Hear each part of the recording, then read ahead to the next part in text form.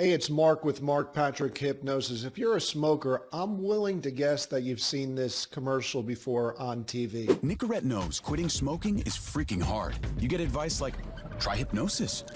Okay, so we can all agree that becoming a non-smoker is not an easy task. You already know that. I don't need to share that with you. But what I want you to pay attention in close detail to in this commercial is them minimizing a potential method that can help you become a non-smoker.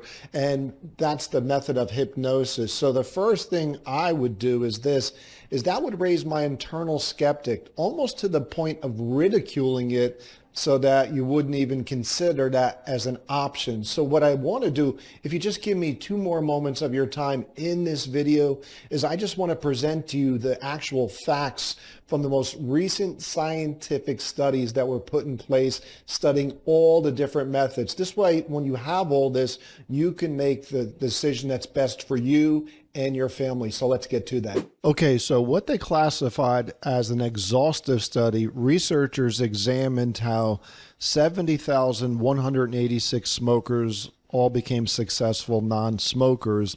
And they looked at 15 different categories of ways to quit smoking. And they did what's called a meta-analysis, which is basically they looked at all the different individual studies and they put them all together, and they published their conclusions in an article in the Journal of Applied Psychology. Here's the actual link to it if you want to actually check out and go through the study for yourself. It is a little bit complex, so I did oversimplify it in this video. And the main thing I want to talk about is what I originally spoke about is where did nicotine gum rank in this, because that's certainly something that was getting advertised quite a bit.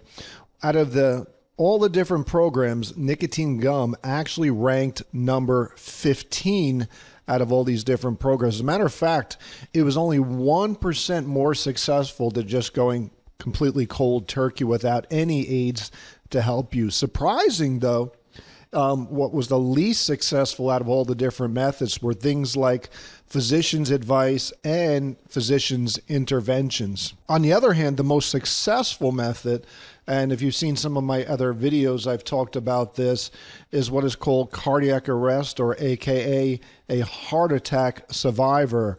And the reason why that seems to work really well to put you over the edge is because there's 3 ways to change your behavior. Again, I've gone through this. If you've seen some of my other videos, if we're just meeting for the first time today, thank you for watching this thing. Hopefully you get something out of this thing. But you change behaviors 3 ways. You do it consciously, doing something over and over and over again. For 67 to 187 days, 21 days is completely BS. You have what is called a cataclysmic or painful event in your life. Pain is the best inspirator for change. When the pain of the existing behavior becomes more painful than change, that's when change takes place. So, AKA heart attack or heart attack survivor is one of the most painful events somebody can have in their life associated to the old behavior, in this case maybe smoking, shifts and puts health as the #1 priority in their life. This last way is tapping into the subconscious mind through things like NLP, neuro-linguistic programming, meditation, hypnosis. There's also things like immersion techniques that can also tap into it depending on what type of personality you are.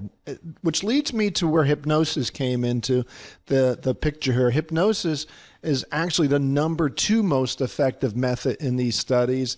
And the #3 method is something called aversion therapy. And aversion therapy is where you associate something repulsive at the subconscious level to a behavior that may have gave you pleasure in the past. Now with our programs, we actually combine the #2 and #3 methods together here, which I think really helps the success of it. In addition to that, our seminars also address what I believe are the 2 biggest issues that make people go back to smoking. And that's the physical cravings for cigarettes.